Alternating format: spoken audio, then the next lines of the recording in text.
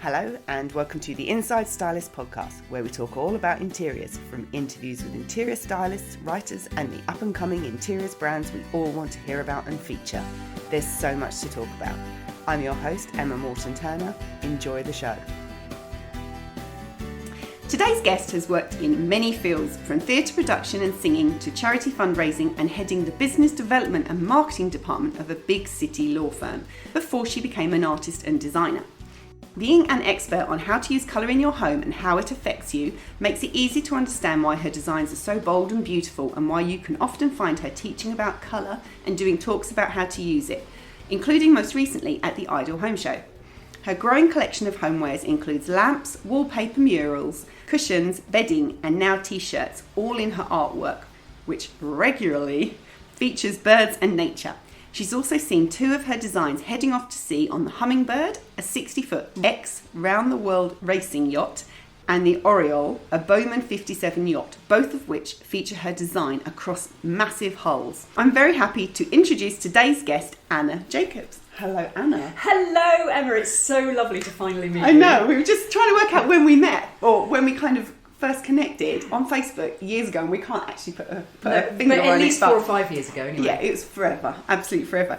So I'm just going to very quickly say, so I thought there was only two yachts, but there's now... No, there's four. So in addition to the two you said, there's also a violet-backed starling, which we did about 9 months ago, and then just a few weeks ago, we launched the latest one, which is a blue jay. That's the one, you know, because I was looking for images of them last night on Google, and that's the one I was looking for, and that's the one I didn't see. So in my head, I should have known there was more than the two I did see. Yes, because it's literally just going off to sea for the first time now, so it's very recently finished. Well, we'll get you some good pictures. Someone needs to go and get a helicopter out and take a shot of that. Yes, we're getting a drone, yeah, and they're going to take some amazing shots of it. We were going to do that, but then the drone broke. As they always do. Technology and all that. Yeah. I have to say, I remember watching, there was a slow-mo of the one of them being put on, because you have to do it on a film, don't you? And it's not a flat canvas, it has to be curved and everything, so it's quite... Essentially, it's sticky back plastic. Yeah. So you'd think it was easy, but to get, again, as you say, to get that curve and to be able to get it without the bubbles in it, it's a really skilled job. Yeah, I was watching thinking, I don't even know where you start with something like that. Flat surfaces would be much more my cup of tea. Yes. But so we should go back to the beginning, because you haven't always been an artist, but you've had a very varied career. Very, very... Actually, the singing, I think, is very interesting. Oh, well, we can talk about that if you wish. I'm not going to sing for you, though, right now. No, because I might join in, and you definitely don't want that. So how did you come to be an artist? Well, it's interesting because I did Art O-level and Art A-level at school, and I think it was the thing that I was sort of naturally had some ability at. You know, I did work very hard at everything else, and my art teachers at school, I went to 2 different schools for my main schooling and then 6th form, they both said to me they thought I should earn my living through art. Wow. But, you know, I actually wanted to be an actor and be a star. Yeah. And because my mom was an actor, and anyway, she said go to university, and anyway, I was quite academic. So I sort of went down the academic route first.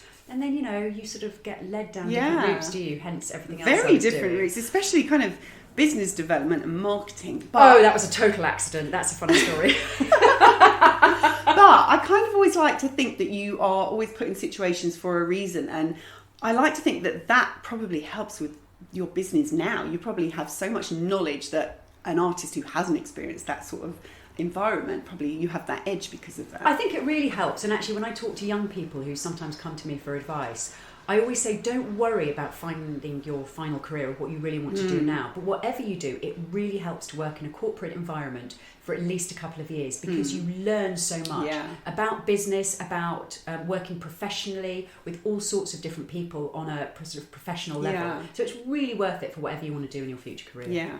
So going back to the art. Yeah, did you deep down, did you know you were going to be an artist, even though you did other things? It's something that I always really, really wanted to do. I was always, you know, and also interior designing. I wanted to do something that was creative and visual and arty, designery. But what was very interesting is that it's a very vulnerable thing to put your art out. And actually, I never really had the confidence to do that. I didn't like being very vulnerable, especially as a child growing up, and really until my sort of mid-30s.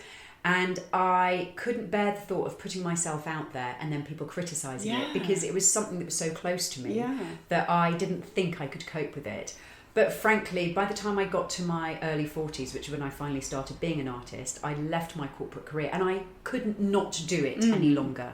I was working in the city, I was getting to Friday, and instead of going out for drinks with the rest of my colleagues, I was actually going straight home, ripping off my polyester Next corporate suit, getting into my painty jeans and t-shirts and just painting and getting up at 6 o'clock Saturday and Sunday mornings, painting. And it was when I got to that point, I realised something's got to give. I can't be in this corporate environment any longer. Yeah. And actually by that stage, I just thought, I've got nothing to lose. I'm much more confident in myself now. I'm going to do it. It's going to get too late if I leave it much later. And then you just go for it. Something funny happens when I was really excited about turning 40. Were you? Really excited because my mum bought me this cheesy little coaster from Poundland that said life begins at 40. But I really believed that. And when I turned 40, I just didn't care about things that used to bother me. And you just have this inner confidence and this kind of don't give a shit about some of the smaller things. And I think that gives you that push to do more of what you want to do. So I totally agree. And you've got all that, you've got your experience and... you just are who you are by the time. You're not going to be able to change it that much. You're like, this is it. Take it or leave it. Bugger off if you don't like it.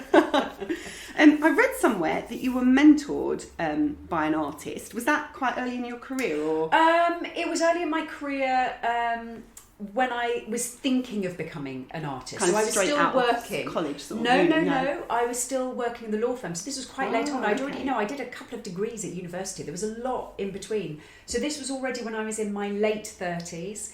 And when I was at the law firm, I started a magazine for all the employees. And one of the things I wanted to do was sort of help people understand what the art that we had in our building. We had extraordinary art in our building.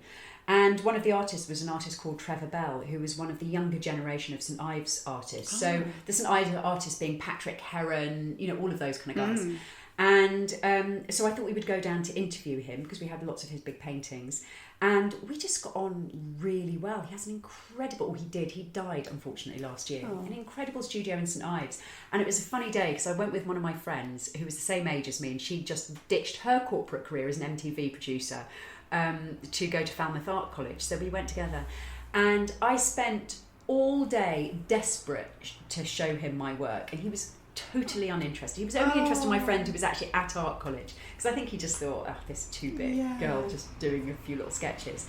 And finally at the end of the day he said, go on Anna, I will look at your pictures. I brought in about 8 works of pictures, and he was looking at them, he was going, I'm not going to overdo it too much, but he was like, this is really interesting. And he was talking to me about it. He said, okay, and he said, I would really like to mentor you. And I was like, wow. Oh my God, that's amazing. And he gave me exercises. So he would give me a process to find where my style was. He said not to worry about it too much, but he said, you will get there. And he told me how to think about it. And then I would send him work and he would crit it and send it back to me and give me more exercises. So that's kind of that whole putting yourself out there, doing it to one person and feeling where he can kind of say, right, now think about it like this and maybe work on that sort of thing. It stops it being such a scary thing, maybe? Yes, I think, and it was just really good for me, for my confidence, to get that kind of endorsement so early on. This is before I left the law firm. And from someone you admire and really rate as an artist. Exactly. So that gave me some confidence that there was something that I could build on. And actually my style changed a lot from when I was talking to him. And how long did you talk to him for? Was it? Oh God, on and off for years. Oh. And then, he was already very old when I met him. I think he was already 78, 79 when I met him. Yeah. And then he died last year. So I think he was probably about 90. Wow. 3. Was he still like painting? That. Yes. Yeah. He was so painting till the end. All the way to and you should check him out. Trevor Bell. Yeah. Huge, great, big, abstract, beautiful, colourful works. Just amazing. Oh, that's very cool. So, for anyone who we're going to chat because you've got lots of homewares, obviously, and we're all very into interiors. But can you just describe your style for people who haven't seen it yet? Because I think you're very colourful and you've got a very distinctive look. Yes, it is all very colourful, and colour is really important to me because I think I realised very on in my sort of adult life how much I was being affected by colour. So, sometimes I'd get up in the morning and go, I have to wear purple. I do that. I cannot, even if I don't have purple clothes, I was going around to my friends going, I need something purple, find me something purple. or I'd have to wear yellow, and I didn't really understand why, and that was one of the things that started getting me interested in colour. So I know how I'm affected colour, so I love colour around me. That's one thing, but also to describe the homewares, it's all created from my own paintings. Yes. So everything is hand painted, mainly in ink or watercolour paper, but sometimes in plaster and ink on board. What does that mean on plaster? As in, do you put plaster onto Yes, the canvas or? No, not on a canvas, on board, because if you put plaster onto the canvas, it would crack when the canvas moves. So what I do is I get a board, I paint it with acrylic in whatever I want to do stuff underneath, and then I plaster it with a huge, great big plastering palette kind of knife. And then there's 40 minutes while it's still wet. Is it completely flat, or do you have no, the texture? No, it's kind of, I was just wondering, look, I'm actually show you. Sorry, Emma. Anna's just dashing off to go and get one, because I read about the plaster and I was quite intrigued as how she does it, because I think it gives a really great effect. Paintings. Ooh. So if you see, so this brown is where I've painted the board with acrylic. And then I've plastered it so it's rough texture like this. Yeah. And then while it's still wet, I then get a palette knife or something, and I scrape out the picture. It's totally freehand, and you can't make any mistakes.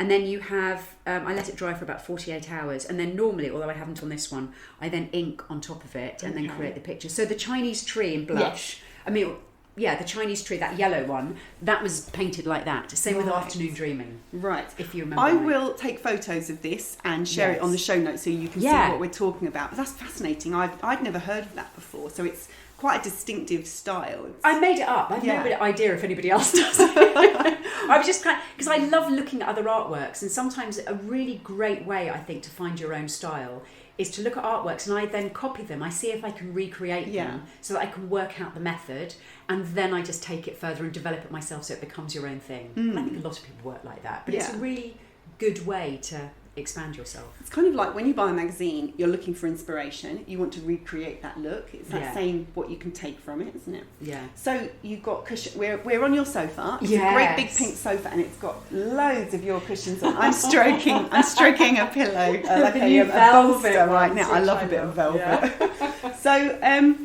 you've got. Where did your inspiration come from? Well, I have two main themes. Yes. There are birds, yes. and you may notice that they are 99% flying birds. Yes, I was going to say, they're nearly always flying. Yes, which is very important. Especially with a peacock. Yes, I know. This is great, isn't it? It's very unusual to see a peacock flying. Yeah. And then the flowers and the plants and things. So the flowers and plants really came from when I was first thinking of experimenting with art, and I had my first garden in a house I used to own in Dulwich. And I was fascinated watching these flowers grow, because I've never sort of witnessed a garden like this before, and because I planted them myself.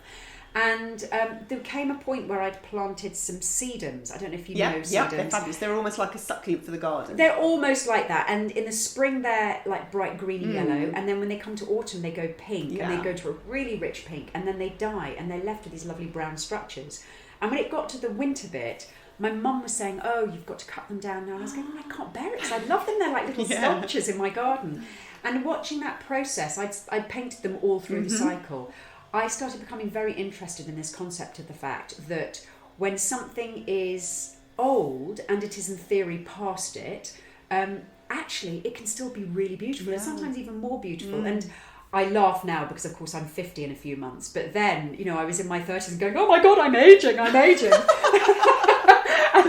So I felt it was something I really wanted to explore as the first kind of wrinkles and lines come to your face. And so a lot of my plant work is exploring that concept of, does beauty have to be young and perfect? And in fact, does aging and damage and imperfection contribute to even greater beauty?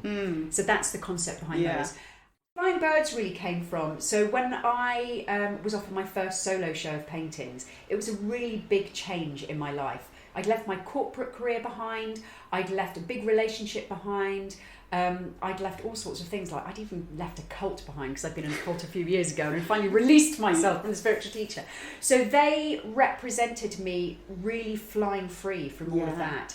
And in particular, when I made that big change, I had gone from having my own house and earning money and being very confident, to suddenly finding I'd lost everything. Yeah. I was in my early 40s and everything had become a really big disaster, and it'd been a very, very difficult time. But I realised once I'd got through that trauma that I'd been left with the two things that I actually wanted most in life, which was children and creativity. Yeah. So the flying birds were also representing me kind of flying forward and feeling happy and strong and focused. And the colours are very happy. Yes. And the ones that aren't, like, I'm looking at the flying geese behind you on the wall, which is a painting. Yes. It's very serene and calm. It's kind of like when you move out of a bad situation and you move into the light, I suppose, into doing what you're destined to do. Yes. It's like, Yes. So you do get that feeling from them. Yeah. I think it's really nice to understand. It's almost like when you go to galleries and you read the little synopsis down the side of what the artist was doing at the time. You look at a picture in a completely different way. You get a different feel for it. Yeah, it's true. I love that. So when you decided to be an artist and a designer, did you have in mind you were going to sell homewares? Did you decide lampshades and cushions were going to be the way forward? Totally not. I thought I was going to be, ideally, a rich, famous artist, just selling my work and very swiftly get to Damien Hirst levels. Yes. Fairly quickly, I realised that wasn't going to happen. Where I had my first solo show of paintings, which was a gallery in Dulwich, it just so happened that the owner of the gallery also had a homewares shop above it, where she sold lots of sort of lovely gifts. And she said, in fact, that very painting that you're looking at here, she said, you know what, Anna, I think that would make a great lampshade. And if you make it into a lampshade, I will sell it in my shop. And it hadn't occurred to me to do that kind of stuff yet. And I was like, oh, okay. And it took me 2 years to work out how to make a lampshade and how to make my work into it. It seems crazy now, but there were actually so many things to think about. I had no idea how a lampshade was made or structured. And do you print it on fabric? Do you print it on plastic? Or what's everything. It was a big job. And then even to make my work sort of be long and thin around that. I had no Photoshop skills. I had to learn everything. But I finally made it. And in fact, that was the first lampshade I made. And I talked to some mums in the playground and I said, look, would you buy this if I made it? And they were like, oh my God, yes, put our names on the list. Oh, fantastic. So we put about 4 designs into the shop and they sold really well. And at the same time, I showed a few samples of those and cushions, actually, because we thought, well, if I'm doing lampshades, I might as well do cushions too, at the Dulwich Artists Open House. And that was May 2014. And it was a really nerve-wracking thing to do. But again, everything sold out. And some key influential people happened to live locally and happened to come to that show, including Bethan Ryder, who was at that time features editor of Living Etc., features and news editor of Living Etc. And she said, oh my God, this is fantastic. I just, if you need any help, come and talk to me. Fantastic. And also a woman called Kate Dutton, who used to be head of product strategy at Habitat. And she had been trying to buy one of my paintings actually for a whole year and had finally come to see this. And she was going, oh my God, this is so fresh and new. Yes, if you need any help, I would love to help you. You're just always in the right place at the right time. It was really, really lucky. And those two have been just absolutely amazing. And then I just sent some photos off to Top Drawer, which is a big interiors, as your guys will know, at Olympia. And so they did that sort of talent spot thing. So I was let into the new talent section of that for the trade show.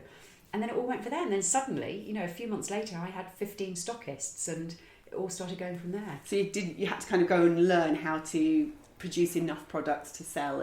Yes, and that was a really, really big learning curve. And it was interesting because I actually just launched lampshades and cushions and I suddenly realised it was a way to make money now because it's, you're selling bulk products, bulk-ish. But it's a continuous thing. You can make more and sell more rather than sitting and doing artwork that you can sell once and then it's gone, essentially. Exactly. So it did work really well. And then the lamp bases really came out of that because I just made some for props for my lampshades, just rewiring some glass lamp bases myself. And people from the press and some buyers just went, oh my God, we want 5 of that one, 6 of that one. I was going, it's not actually a product, it's a prop. And then Barbara Chandler of the Evening Standard, actually, she said to me, Anna, you've got to manufacture these under your own name because they're going to be really successful. So, and she really supported me. Again, she was fantastic. And so I quickly changed my tune and said, yes, this is the prototype for my new product, and they'll be ready to be on your shelves in sort of 8 to 12 weeks. And then the trade show ended, and I was like, oh my God. Did you take orders there, or just people Yes, said, I started taking orders. There, yes. Wow. And I knew nothing about glass, I knew nothing about product design, and I knew nothing about electrics. But I learned really fast. I talked to a lot of people, did a lot of research, and then designed and created the crystal glass lamp bases that you see now, using a fantastic family-run workshop, glassmaker in Norfolk called Langham Glass, and they have really supported me and been absolutely amazing. And they still make them now. Yeah, it's lovely that you keep it like within the UK. Is it quite important to you to have things produced in the UK like that? It is, for several reasons, and it's not to say that I will always produce everything in the UK. Indeed, my bed linen isn't, in fact, but it certainly is. As a single parent of young children, I can't hike off to India and China for a start. Yeah. So, that is one very practical reason. Yeah. The lamp bases are North Norfolk, so I can just about get to North Norfolk and back for a 1.5 hour meeting. In a day. But in the school day, if the kids are in after school care. Okay. But it's possible. I couldn't do that make it work anywhere else. So that's really important, and I think it's great, especially when you're starting off as a designer, to manufacture in Britain, because the turnaround is really fast. You can get samples sent back and forth 24 hours. Yeah. You can really meet your makers, which I think is incredibly important. So you really know the whole supply chain very well.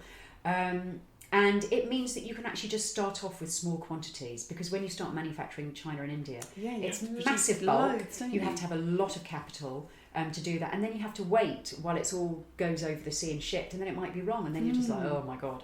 So I think it's worth waiting to go down that route. And also, I'm just really keen to support local craftspeople and rebuild our manufacturing skills base here, which I think is very important. Yeah, I'm hearing it more and more. It's really it's quite heartwarming. Yes. So can you describe how your process? So you've painted a flying peacock. How do you take that from an image or a piece of artwork to a cushion? So I will get my original artwork then scanned by a specialist art scanner, and he will send it to me back in a super, super high res. So we might think normally 300 DPI for print. This will be at like 16,000 DPI, or 1,600 DPI. Yeah. Not 16,000. But so really, massively. really high res, so that I can really make sure there is as much detail in there as possible.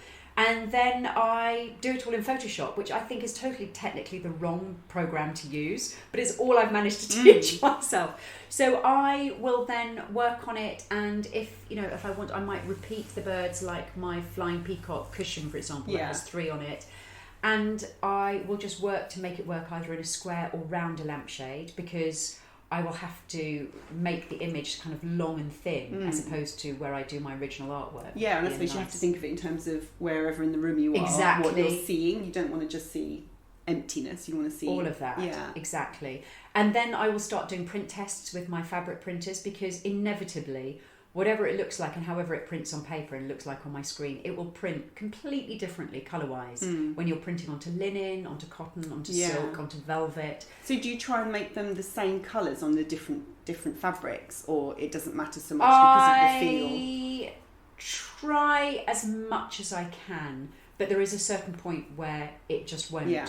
And so you just glorify in the fact that it is a range of colour. Yes, a range of colour palettes. So, for example, with my Chinese tree in pink and violet, the pink actually is quite different on the linen than it is when you print it onto the cotton for the lampshade. But in fact, they go really well together. I was going to say, that isn't necessarily a bad thing, though, is it? It isn't, and I like it, because it then, when you're creating a colour palette, it's for a start, it's not too matchy, and it will create depth in your colour scheme in your room. Yes, very. Very true. What's working at the moment? What's flying off the shelves at the moment? The peacock. That's the newest thing. It's the newest hot seller. I mean, does whatever's new sell the most? Not necessarily. The pink flamingo and actually the orange flamingo pretty much caught up with it. We still seem to be into flamingos. I was going to say flamingos aren't going anywhere. That still does fly off the shelf, and historically that was pretty much my lead product. But the peacock is really catching up, and it's really caught people's imaginations, and I love it. And I think particularly because what I always want to do with the birds that I paint is create a different view that people would normally see. So for example, my flamingos, most people do the flamingo head or the flamingo standing, whereas mine are flying, Yes. which isn't done so much. The peacock, you rarely see peacocks No. flying. And in fact, I'd wanted to do a peacock for a long time, but one of the reasons I hadn't was because my birds need to fly. This is very important for me. And I didn't really think peacocks flew, but I did some research, and then I was like, oh my God, I saw this video of a peacock flying and suddenly saw that they had these extraordinary pink wings, which I don't think most of us are aware of. I don't think I was aware of that. I went to Leeds Castle years ago, and I remember my daughter pointing up at the roof, and I went, there's a peacock on the roof, so they have to fly because there's no other way of getting up there. I didn't see him come down, but no. Yeah. So I really loved that. And I love pink and turquoise blue together. So that made it for me, really. Yeah, it's fab. So we were talking earlier about using colour in the home. Yes. So did you study that, or did you just understand the way colours work? Was that part of your studying when you were doing art? A mixture. So all through my life, partly because I realised I was having this really strong, intense need to dress in different colours, which sounds a bit nuts, but I understand that. No, I just happen to be sensitive. I'd had a few other incidents also in my life where I realised, oh my God, I'm being really strongly affected by colour. So I've read a lot of books and I really researched it and did my own experiments with how I responded to colour. And then I did a short course in interior decorating at Chelsea College of Arts when I was thinking of changing careers, because I was just trying to work out what creative direction to go in. And we did a really great day on colour taught by our tutor, which really started making me understand more of how to use it in interiors. So it was then when I started teaching myself, which came about because my tutor, 6 months after I'd done the course myself, had to go in for a back operation and needed somebody to stand in for him on some of the lessons. And he said, what do you feel most confident? And I said, colour, that's my passion. So I started teaching the colour 6 months after I'd finished the course myself. And in the end, I ended up taking over the whole colour course for the whole Chelsea College of Arts on the interior design courses. So I then really started developing my own teaching style and I did further research to really look at how do you break down how to use colour in the home, because it was something I felt a bit overwhelmed with, and I needed to understand it myself, and I needed to understand how to communicate it to people, which is a tricky thing. Yes, very much so. I've just taught a class at Chelsea School of Art. And, have you? Yeah, and actually when people ask you something, I was asked how someone would deal with a certain issue in one of the rooms, and I just automatically knew exactly what I would do in that situation. Yes. But it's something that's in my head. It's like, how do you actually describe that so they understand, and then they can interpret it in their own sort of way. Yeah. But we talked about colour quite a lot. So if people are scared of using, so let's say the listener is wanting to add colour to their home, how would you say they start with that if they really are quite maybe scared of colour or even pattern? Yeah. So starting off with colour, I think the most important question you need to ask yourself is, how do you want to feel when you step into that room? Because the point is, there's hundreds of colours, and you have to break it down and start somewhere. And colour affects how we feel so much, even if we're not conscious of it. It actually does. Massively. So I tell people, shut the door of the room or the house, compose yourself, open that door, step in and go, what do I want to feel? It might be that you want to just feel totally relaxed and calm without any stimulation, or it might be that you want to feel excited and sort of ready to do something creative or have a lovely warm family time. That's the first question, and that will immediately start directing you towards certain colours. Then you have a colour wheel, which I think is really important to get. You can get them off Amazon, you can get them from art shops. And to describe it very broadly, the colour wheel is broadly divided into two halves. So you can get the cool half of the colours, which is all the blues and greens, and the warm halves, which are the reds, oranges, yellows. And again, this is very generalising, but the cool half will be very calming, the warm half will be stimulating. So therefore, you immediately have a first direction. If you want to feel calm and relaxed, start thinking about those cool colours. You're talking about blues and greens. That's the first thing. The second question you want to ask yourself, you want to look at the room and work out what direction of natural light is coming into that room, because that will also affect the colour of light in that room. So for example, if you've got a north-facing window going into your room, that is going to be putting a very blue, cold light into the room, and the room will generally feel darker. Whereas if you have a south-facing room, you're going to get a much more golden yellow light coming in, and it will be generally lighter. So just to give you one example, if you've decided you're walking into your living room that has a north-facing window, so it's got a blue light in it, but you want it to feel really warm and welcoming, you want to counteract that blue light by going to the warm half of the colour wheel and putting warm orangey, yellowsy, pinksies. Are those words? Yeah. Pinksies? Yeah. Pink colours into that room, and that is going to make it warm and colourful. And then I can go into so much more detail about how you create the palette, but that is a starting point. And then one day I'll write a book. I was just going to say there is a book there. There's a best-selling book there, I think. Yes. And then, you know, how I teach it is then you can dial it up and you can dial it down. It's a bit like cooking and adding chili to make it more spicy, or toning it down with yogurt. I'm not a great cook, so this might not be a good thing to do. That makes sense, but tone it down with yogurt, let's say. And you can literally work all of that out with your colour palette before you start buying things. And a really good tip I actually give people when I do my talks is just try out the effects of the colours in the room by using your clothing. If you've got a red jumper and you want to see if red will work, get your red jumper, stick it on the sofa over a cushion and go, ooh, and you'll immediately see the difference. That's a Get your very clever son's blue sweatshirt, put it in, and just do it like that. You can even use some vegetables. Get some orange carrots, plonk them on the sofa. But you will see the difference because it's the colour that's making the difference. Yeah. Just purely if we're talking about colour. Yeah, that's very clever. I've never heard that before.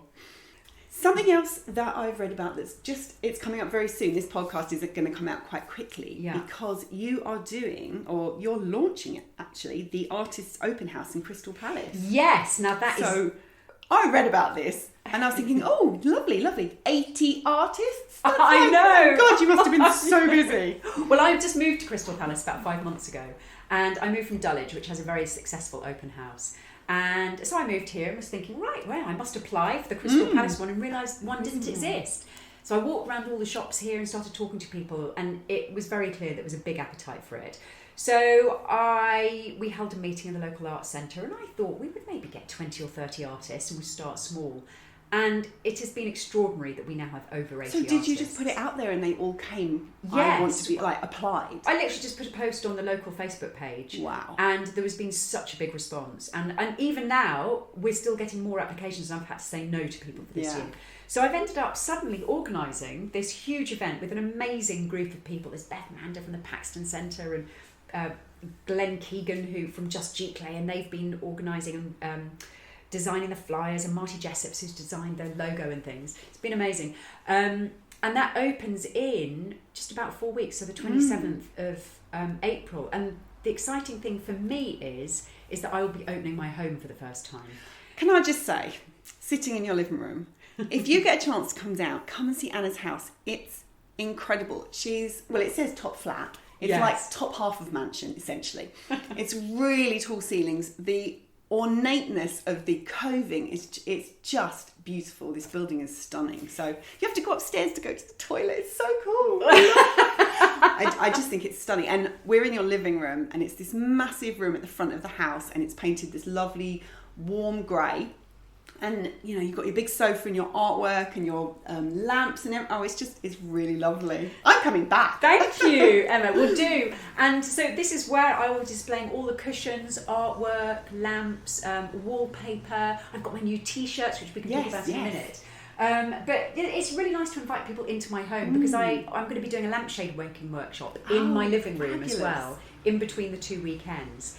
And I just think it would be nice for people to see, you know, how you can use things actually in your own setting, basically. And of course it's rented, this property, and I've only been here for 5 months. So it's not how I would do it perfectly yet. But I think, again, that's nice. We want to see people how really live, is how you would do it. Yeah, you don't have to change a thing. And I'm going to be starting a blog really, really soon. I've been saying this for the last 5 months. It's just that I had jury service, things keep happening.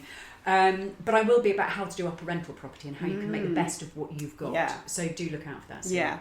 So it's on the... it's Saturday the 27th and Sunday the 28th of April. Yes. And then the following weekend as well. Yes, Saturday so the 4th and 5th of May, 5th of May, which is the bank holiday weekend. And I think with everything going on, of all bank holiday weekends, this is the weekend to stay at home, stay in London and come and look at something interesting, because who knows what's happening with Brexit. We don't want to get stuck in France or Italy or somewhere like that. So where can people find out more about that? On the Crystal Palace Artist Open House website, which is crystalpalaceart.co.uk. And we also have an Instagram account and a Facebook account, so it's worth following those. Again, search Crystal Palace Artist Open House. If you look on my account, I'll be posting a lot about it leading up. And I will share all those links on the show notes to this podcast. So I think the other I think the other nice thing about coming to see these open houses is that I can give everybody nice little deals as well. So it's a great opportunity to come and get seconds and samples, which are always good to get. You heard it here first, people. That's so exciting. I think we've talked about everything except the t-shirts. The t-shirts, my first foray into fashion. How did that happen? That happened because, interestingly, my very first interior design client was a guy called Mark Bloom, who was the founder and still owns a global ethical fashion label called Komodo. And that was really big in acid house rave times, all those 90s. I don't know what you're talking parties about. one used to go to. And he's been really successful, and it still goes now. And he loved what I did for his apartment in London. And so over the years, we've been talking really vaguely about maybe working together at some point. And then last year he said, Anna, we've got to do it. I really want to do a fashion collaboration with you. We would really like you to design. It could have been dresses, jackets, t-shirts. In the end, we decided to keep it really simple, just to 2 t-shirts, 2 colourways of 1 design. And it's the first experiment. We finally got it together, and it's a collaboration. It's Anna Jacobs times Komodo, or Komodo times Anna Jacobs. And they just arrived last week, so the first ones just started arriving with customers. And they, the colour is really lovely and saturated. We really worked hard to get them really, really nice, and I'm thrilled with them. And it's great because I've got another 2 clean t-shirts because I completely got behind in washing them. That's very exciting. So it's the first of many, I'm sure. I hope, yes. So what's next then? Interesting question. So certainly one thing I really want to do is create some new original artworks so that I can really expand on my collection, because I am dying to paint more. It takes up so much time running a business, looking after children. I've been doing so much that I'm really going to carve out some time to do that. But also I would really like to do some more collaborations. Actually, I've really enjoyed doing the fashion collaboration. I would really like to do some more, so maybe collaboration on scented candles, just some new products, basically. Some new homewares products in particular. Like that. I like the idea of candles. Do you do your painting here at home? Yes. You do? Yes. Do you have a studio? No. Where do you do it then? In the kitchen? Mainly, I sometimes do go to studios, and at times I've had studios for short amounts of time. On my kitchen table, and on this table, I did the latest one. So, for example, for Blue Jay, I've got this big wooden coffee table in the living room. And I really like that, and it's important for me as a single parent. I need to be flexible. I need to be able to do some paintings, go and pick up the kids from school, carry on painting, get them to bed, carry on doing a bit more painting. And if I had a studio out, I wouldn't be able to do that. And I mull things quite a lot, so sometimes I might get halfway through, not really work out where to go from there, put it to one side, and then be able to come back to it. Yeah, it's good. I like it. You've got plenty of space. Yes, I have now. Well, thank you very much for your time. It's been an absolute pleasure to come and chat with you and sit in a very calm and relaxing living room, surrounded by flying birds. Thank you very much, Anna. It's been brilliant. Thank you, Emma. It's been a pleasure. Thanks for listening to the Inside Stylist podcast. You'll find all the details from today's show over on the website insidestylist.com. If you enjoyed the show, I'd love it if you would go over to iTunes and rate and review it. It's the best way to help other people find the show, and I would really appreciate it. Until next time, bye for now.